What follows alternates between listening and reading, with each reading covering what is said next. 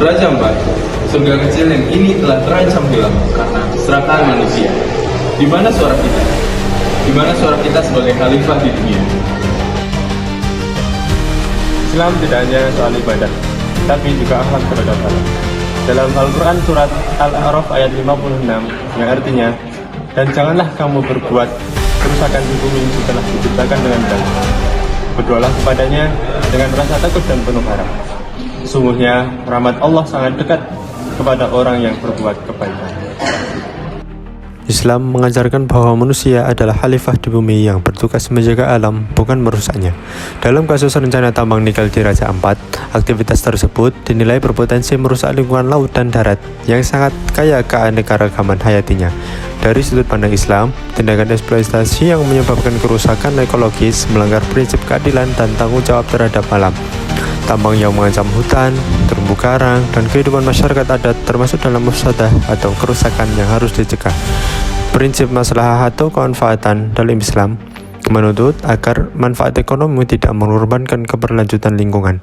Menjaga kelestarian alam adalah bagian dari ibadah dan bentuk tanggung jawab moral terhadap ciptaan Allah Subhanahu wa Ta'ala. Dalam surat Al-Baqarah ayat 30, artinya manusia diberi amanah sebagai khalifah di bumi. Tapi apakah kita menjalankan amanah itu dengan benar? Menambang tanpa kontrol, merusak habitat laut, dan mengusir masyarakat adat. Apakah itu cerminan dari agama Islam? Baru-baru ini publik digembarkan oleh izin tambang di Raja Ampat. Wilayah yang seharusnya dilindungi malah terancam dieksploitasi. Padahal ekosistem di Raja Ampat adalah salah satu yang terkaya di dunia. Apakah ini pantas disebut pembangunan atau justru adalah kerusakan? Manusia sebagai khalifah di bumi. Islam, ingatlah ketika Tuhanmu berfirman kepada para malaikat, sesungguhnya aku hendak menjadikan seseorang khalifah di bumi. Surat Al-Baqarah ayat 30. Ayat ini menegaskan bahwa manusia diberikan amanah mulia sebagai khalifah, pemimpin dan pengelola di bumi. Tugas ini bukan sekedar kehormatan, tetapi juga tanggung jawab besar untuk menjaga dan memakmurkan bumi dengan akhlak yang baik. Namun, kita patut bertanya, apakah kita benar-benar menjalankan amanah itu dengan baik? Kenyataan yang bertolak belakang dengan akhlak Islam. Banyak praktek manusia di era modern justru bertentangan dengan akhlak Islam sebagai khalifah. Menambang tanpa kontrol yang merusak ekosistem dan meninggalkan dampak jangka panjang.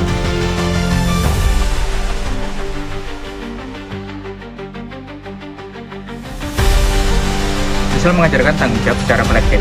Dalam hadis Nabi disebutkan bahwa manusia ibarat penumpang kapal. Kalau satu orang melubangi dasar kapal, maka semuanya akan tenggelam.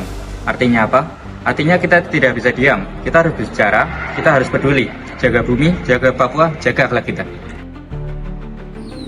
Tugas kita bukan hanya berdoa, tapi tentang menjaganya. Diam adalah pilihan, tapi bukanlah pilihan yang benar. Kalau bumi rusak karena kita, siapa yang akan memperbaikinya? Papua tak butuh simpati, dia butuh aksi.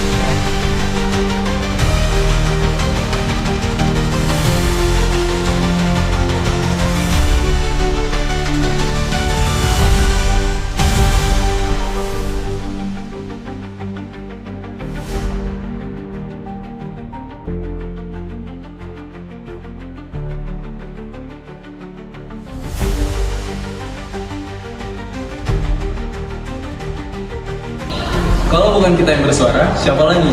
Akhlak Islam bukan hanya tentang sholat, tapi juga tentang menjaga bumi. Mari jadi bagian dari solusi. Suara